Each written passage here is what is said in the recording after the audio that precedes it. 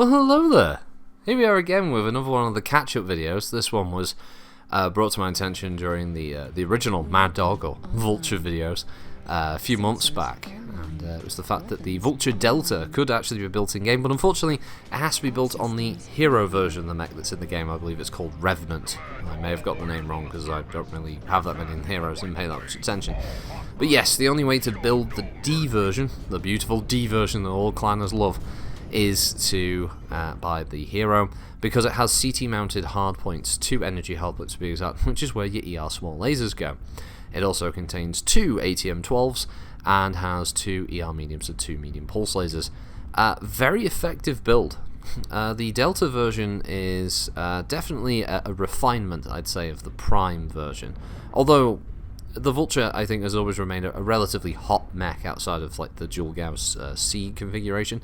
The mech is definitely one of those high heat, high output damage mechs, so it's a bit of a trade-off, you know, glass cannon, you could say.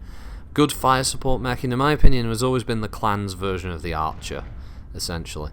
Also, much like the Marauder, it's the buddy of the Mad Cat, as the two of them are basically the clan's version of the Warhammer and the Marauder, 2 iconic mechs that have really endured over the years, and are definitely 2 of the top favourites. It's interesting how the heavies are really the category most people really do fall in love with for Battletech. But there are some really, really good mechs in the heavy category, so it's not surprising. So, I showed off I brought up the third person camera. You can see the colour scheme there. I was quite happy with it, actually. I really like the green in that with the sort of off-white. And it just kind of works. Maybe I'll paint a Vulture like that in the future. I don't know. I'm toying around with the idea of painting minis in the future once we get a spare room sorted as a kind of little painting room. And maybe posting some images of things as I go along. Probably on the Discord. Not going to do any videos for it. That'd be pointless. But might have a little painting corner bit at some point, who knows. But yeah, anyway, now it's not for me to promote whether you spend real money or not on this game. This is just a build that can be built like that. I had mech credits left over. This thing went on a sale, which, as we all know, is very rare for MWO to go on sale. I had to take advantage of that rare sales opportunity, and as such, I did pick up the Revenant a while ago and built it to this specifically for this video. I'm really happy with the build, but that doesn't mean that you specifically have to get this if you wanted to run the Delta version, because literally the only reason to use this is so the small lasers can be in the CT. That's it. Outside of that, most people wouldn't even really bother with the small lasers. They'd probably just drop them, with probably good reason. Unless you're boating small lasers or small pulse lasers, there really isn't any reason to take those as backup weapons. The weapons that it comes with by default in the arms and the ATM-12s are both more than adequate at dealing a lot of damage very quickly, especially when you get to that nice sweet spot for the ATMs. Outside of that, it runs pretty much like any Mad Dog Prime variant, essentially. You want to be sticking around that kind of medium engagement range, where most of your weapons are effective, but you don't have to get too close to risk, you know, taking too many hits and dying. One of the biggest drawbacks of the Vulture is the fact that it has a lot of firepower, but it sacrifices a lot of armor to achieve that, which is why the Vulture has decent close-range weaponry, but normally on tabletop, the rule of thumb was if you got good rolls, it would cripple you if you made that mistake, but if its damage spread, that's when you could really start to fuck up a Vulture, because you'd get in close, smash it with as much firepower as you dared, heat-wise, and then punch it or kick it, and generally it would start losing lots of armor and possibly going internal, which was always bad news for clan mechs. So yeah, it's one of those, as I said, it's a glass cannon design, but on the way to it, it can fuck you up very, very easily.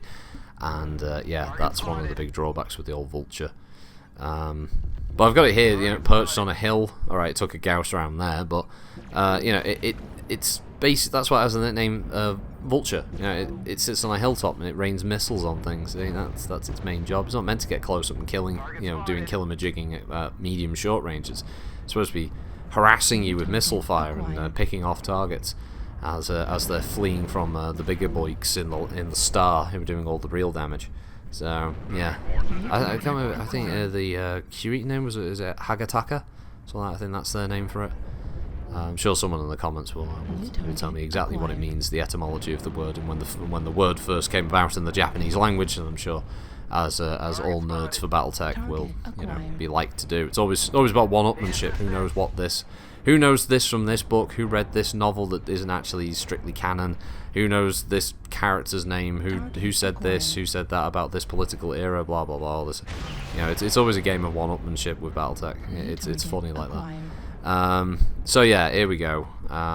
Getting into the nitty-gritty of the match. But if you do have a Revenant, that you picked up in one of the super rare sales in MechWarrior Online, as I said, it's not a bad build. I quite like it. I'll probably use this again in the future because I do really like using ATMs. They're a lot more fun in my opinion than LRMs. Although LRMs definitely have the ability to basically do a lot more damage in the sense that obviously they come in bigger batches.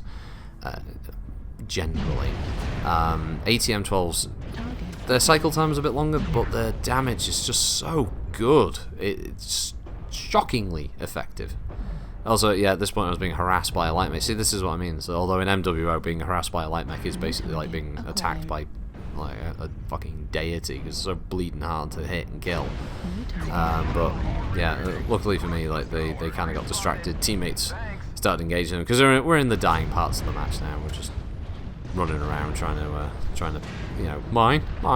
Everyone's doing that. Yeah, it's a bit like playing War Thunder in Air Realistic when you see one plane and basically half the team like bank off, roll over and start chasing like a ground striking. You may as well just hear the little mine. And they'll start firing at it. It's what happens near the end of every MWO match. Just like everyone's desperate. I need to kill. I need to hit. Need assists. Oh my C-bills. Oh my god, guys. Oh my god, I need to kill. Oh my god. They just can't help themselves and they'll charge in, fucking ripping their dicks off if they get accidentally like hit by a friendly laser. Like, oh my god, John, well watch your fire, bro. Like when they're like face tanking an assault mech to try and get the kill. Yeah, it's like for fuck's sake. But some people say, "Oh, there's an event on, and I can get something from the event. Oh, I have to do it." That's like events in free-to-play games. I think generally like bring out the worst in people as well, because everyone starts acting like dickheads. Well, more so than usual, to achieve the pointless goals in these free-to-play games. It's like, Jesus, chill out. It's a free-to-play game. Just fucking. You can play another match. You'll get it done eventually. But yeah, we were trying to find the last guy, and hey, I got the last kill. Funnily enough, it was an Uzil who I'd encountered earlier on. I think he was the guy who was firing ATMs at the beginning, and he was squirrely. He managed to nip right round the side of the team, and I think he was doing a good run. I was called out, so it was a good chance he could have killed me, but. Yeah, ATM 12s, they did pretty good damage and just managed to pop them with the small lasers, so maybe they are useful. I don't know. But yeah, that was that. Vulture Delta was pretty good, so that's those caught up with and done. So yeah, as I said in the Marauder 2R video, next Monday I'm going to do a little stream of the Marauder 2 variants I missed. And then after that, hopefully the start of a new series. And here we are in the outro. But fuck it, I'm still talking. We've still got time. Thanks for watching, everybody. I hope you all have a good week. And yeah, Christmas coming up and all the rest of it. It's going to be interesting. I hope you all get something good for Christmas. I hope you enjoy that. So until then, have a good one. Bye.